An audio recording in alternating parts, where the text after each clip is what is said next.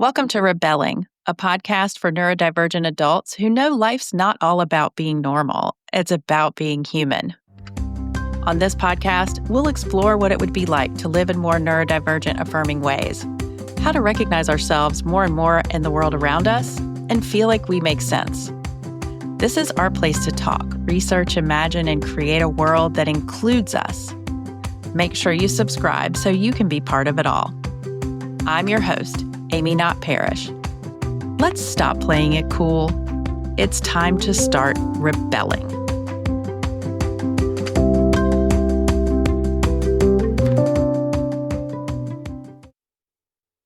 Hi, welcome back to Rebelling. This is Amy, and today in this episode, I wanted to start the conversation about friendship and connection and relationship. Something that's really gotten me thinking about this is talking to other neurodivergent people, and it seems like there's a theme that runs through most of our experiences, which is feeling on the outside of, not part of, and not understanding how friendship works, or how relationships work, or why it is that I just don't fit in.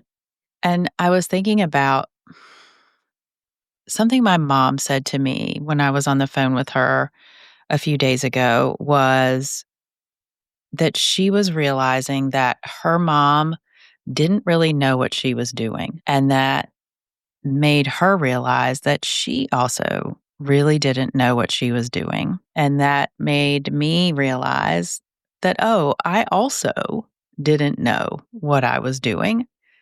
No one taught us what to do. And in one of those places, relationships and connection and friendship feel like some instructions would have been so helpful. My first friend, when I was about 4, was a girl whose sister was dying of cancer. And I used to go over to her house and play, and she would bite me so hard it would draw blood. And I would go home, with this bite mark, and my mom didn't know what to do. She didn't know what to say, how to stop it. And when we've talked about it later, she kind of thought I was going to be able to know what to do, but I didn't. And so my first friend was someone who hurt me. And because she hurt me and it wasn't seen as wrong, I think it set the stage for me to continue to be hurt in my relationships.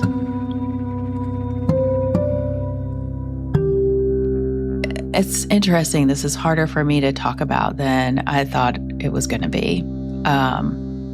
Just saying that brought up a well of sadness.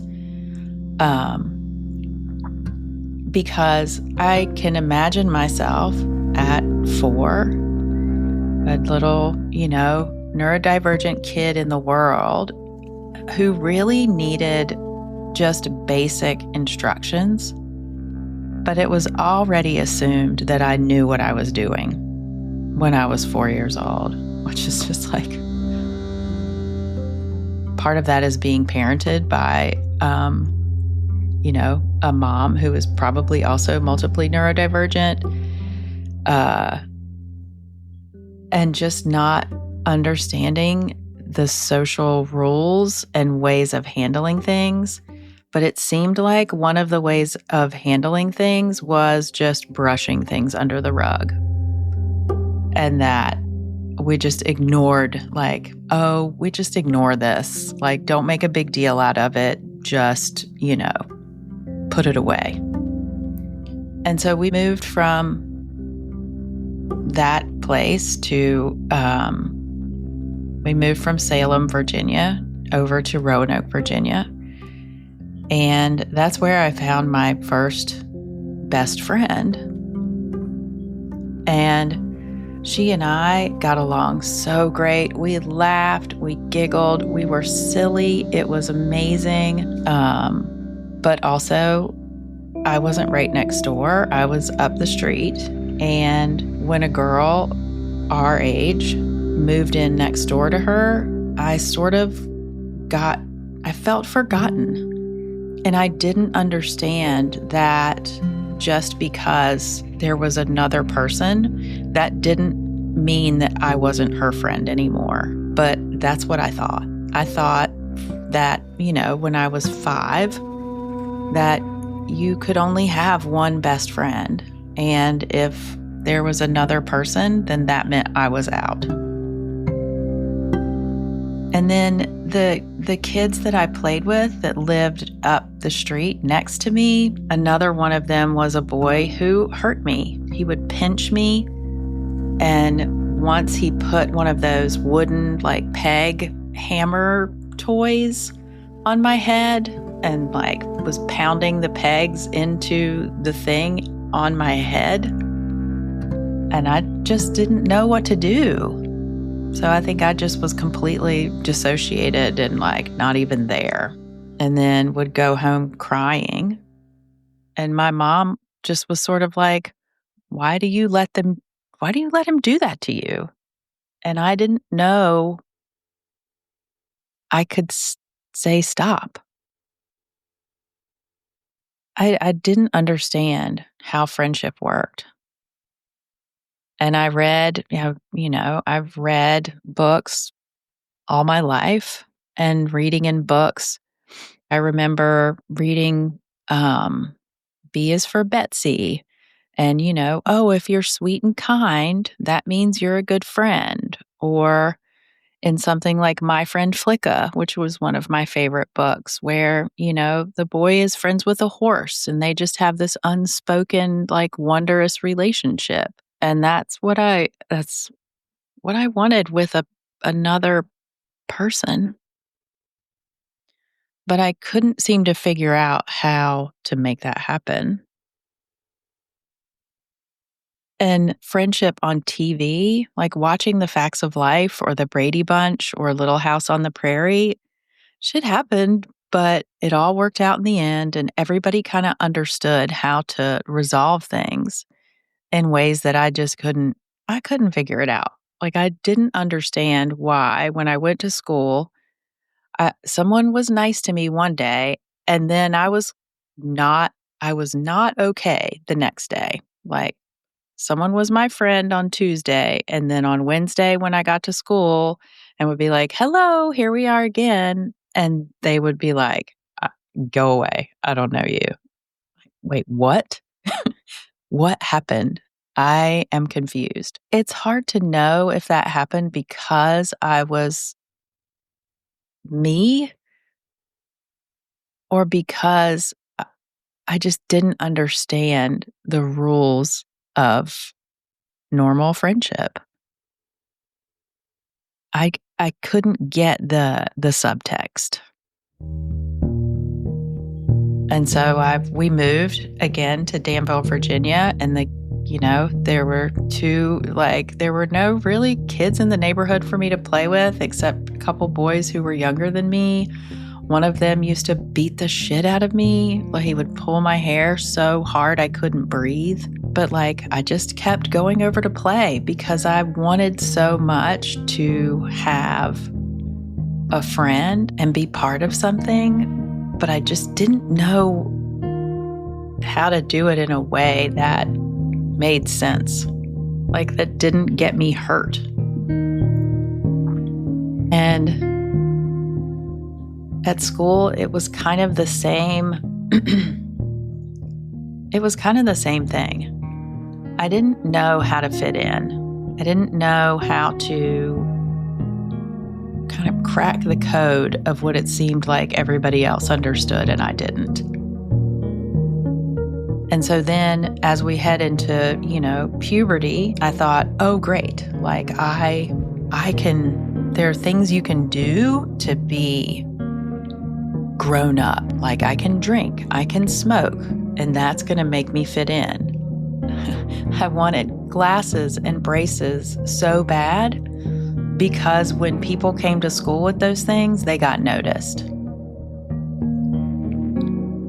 And I would get caught. I would be a middle person in friendships. So I would be friends with one person and friends with another, but then they wouldn't like each other. And then they would talk shit about each other to me.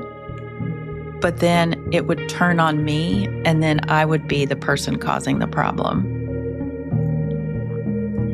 And I didn't get it. Like, y'all don't like each other, but now you don't like me, and it's my fault that you didn't like each other in the first place. It always made me feel like I was missing something. It made me feel crazy. I didn't understand what a friend was, and I didn't understand when I wasn't being treated like a friend.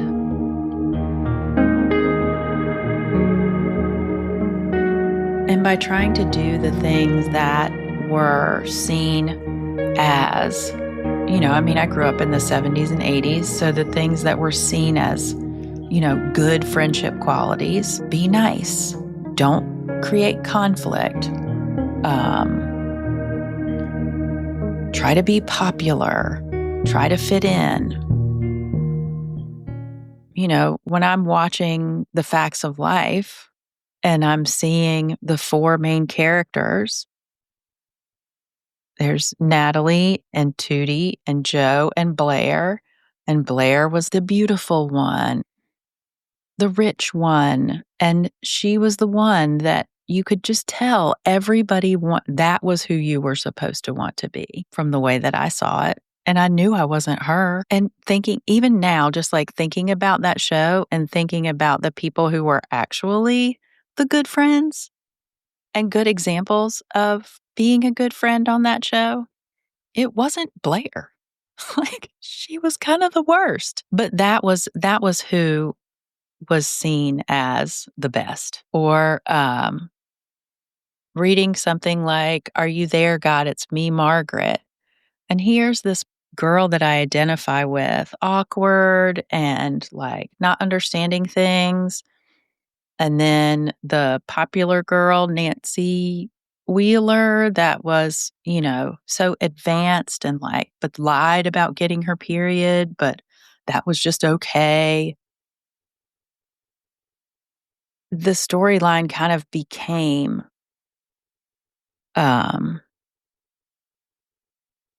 you might be like weird and behind or not understand, but there's going to be some kind of like Hollywood storybook moment where you're not going to be an outcast anymore. And I think I was just always looking for my moment of breakthrough. But, it wasn't a movie, it was life.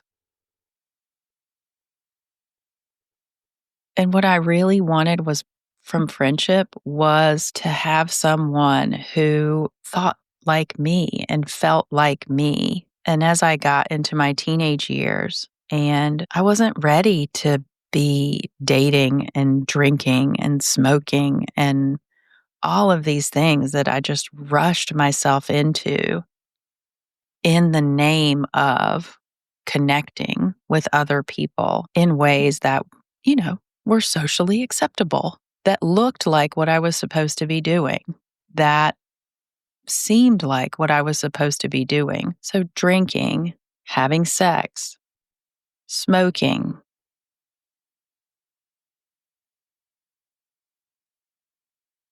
It looked like to me that the people who were popular had it so easy. And with the black and white thinking in my brain, I just thought, like, if I did what they did, then it would be easy for me too. And oh my God, it wasn't. It made it so much harder and so much more confusing.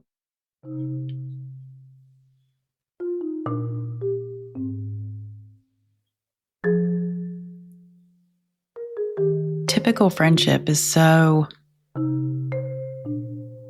in relationships, there's no instructions about how to do it. There's just assumptions. And I think that as far as relationship and connection and friendship goes, it feels like there needs to be instructions and ways to actually show up as who we are rather than people just guessing.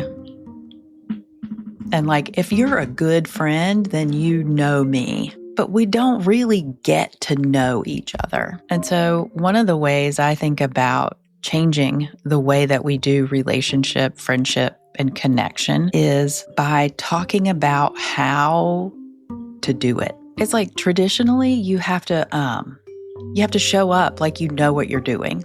You know everything, you know how to do this. You've never struggled with this before. You're an expert. The system is not helping us be closer with all of the assuming that we have to do. It's almost like I just thought of, what if you could just make a list? And it could be a living list. It doesn't have to be permanent, but a list of things that help someone get to know you, sort of like instructions about you. And, I read a lot of stuff online and listen to how people talk about, typical people like this and neurodivergent people like this. And now it seems like it's becoming another way of assuming that because I am neurodivergent, these things are going to be true about me. And that is where I think that we get the connection and the friendship thing wrong, is we put ourselves in these blanket categories and then fit the category instead of fitting ourselves. What do you really want from a friendship? What do you want from your relationships and connections? For me, one of the things I love is talking about life and stuff and how life affects you and what it's like to be you. And I'm not great at sharing what it's like to be me. I mean, even though I'm sitting here talking with y'all, my general mode is to hang back and listen. But I'm starting to understand that if I do that, I'm not being part of the friendship. And so I also need to put myself out there more. And then how to do that in a way that is me and not the way anybody else would do it. So one of the things that I really don't want to do and don't want things to feel like is that this podcast has the energy of how to. I would much rather it have the energy of giving you the curiosity to embody your own experience. And so when I think about friendship and connection and what I missed when I was a kid, these are the things that I think about. No one taught me how to do it, and I need basic instructions. I just need them. I still need them. I really need them. Not as a how-to, but as a building block. There's so much acting as if in the world of relationships. There's so many assumptions that we layer on our relationships, the way that things are supposed to be.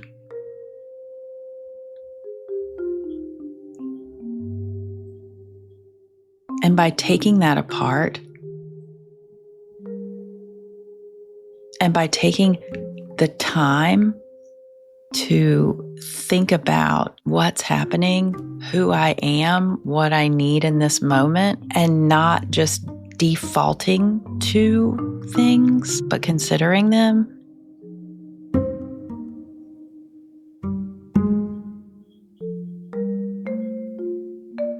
We don't have to stay friends forever. We don't have to stay in relationship forever.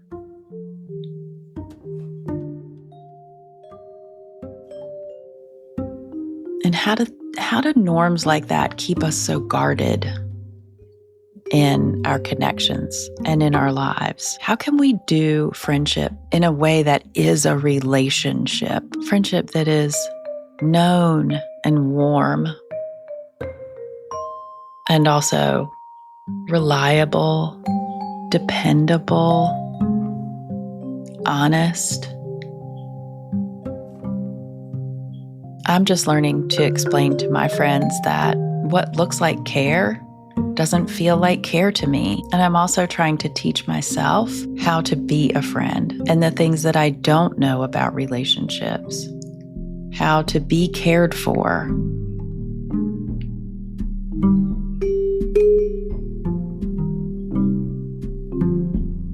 What I really want from connecting to other people is recognition. That moment when we're together, that we each recognize one another as another human. One is just to be able to take off all the shit and pretending and be able to show my own reactions, to be able to have the sense of security of speaking my mind and it not threatening our connection, and to be able to return that.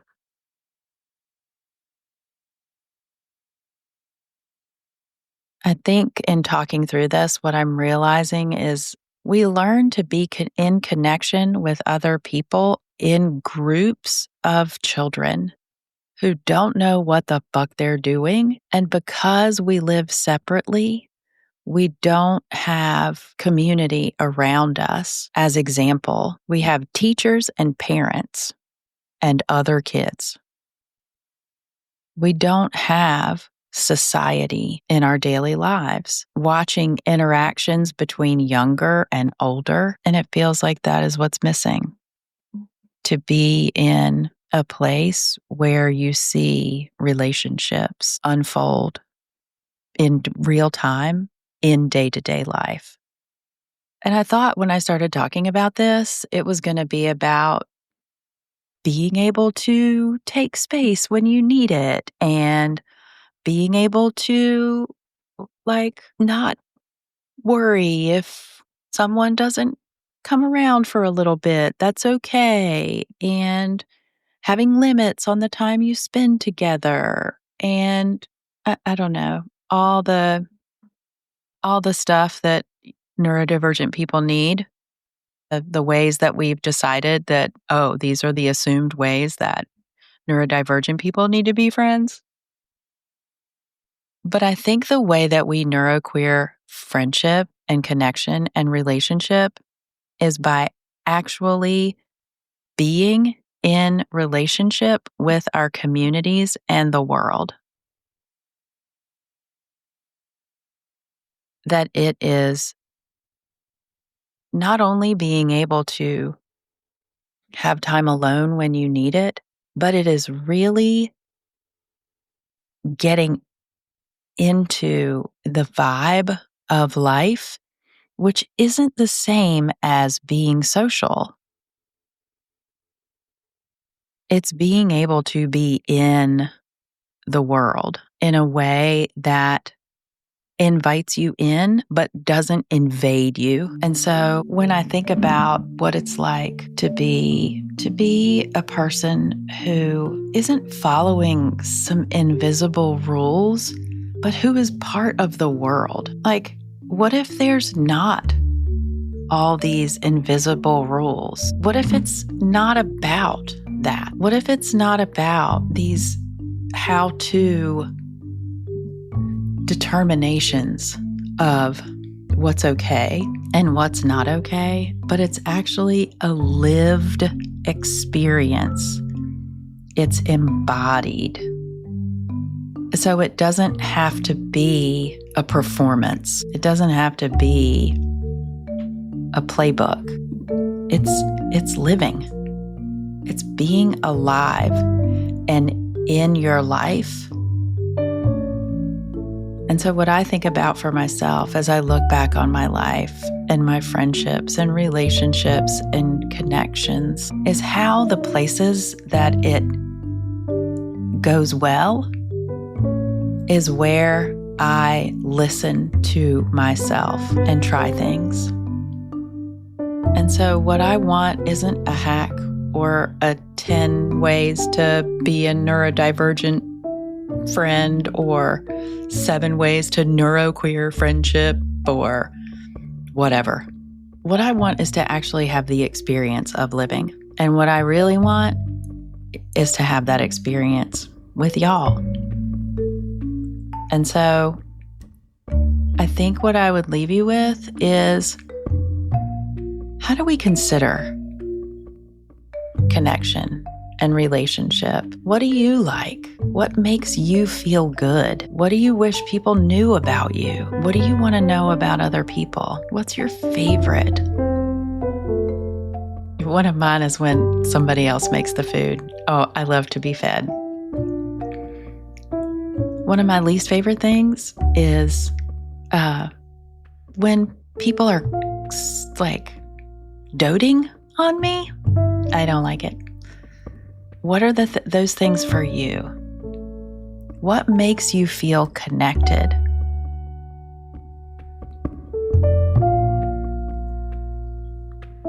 I'm going to do, I haven't decided how many, but I'm going to do at least one interview with another neurodivergent person about friendship. And I'm interested to start this conversation because this isn't a complete thought. This is an opening. This is a beginning. And the way that we think about things and talk about things, and even now, I'm in this impulse to have a wrap up, but I don't think there is one. I don't think I have one. I think that what it feels like to me is the way that I want to change the system that we're in is by being willing to be interested and investigate and really look into the depths of who we are and how we share that with each other. And so that's the thought. Those are the thoughts I have, is that our connections, our relationships are going to be the thing that it saves us.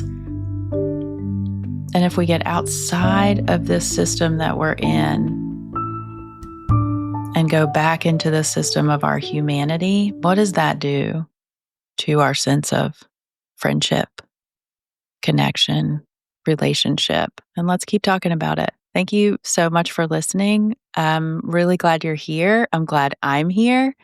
And I hope we can keep thinking about living and being human in ways we haven't thought of. And I'll see you next time. Thanks for taking the time to listen to Rebelling. You can find resources and links from this episode in the show notes or at rebelling.me/podcast. Thanks to everyone who supports this podcast. And if you enjoyed this episode, please subscribe and share, rate, and review. Next time, we'll continue our conversation about neurodivergent life. Until then, keep rebelling.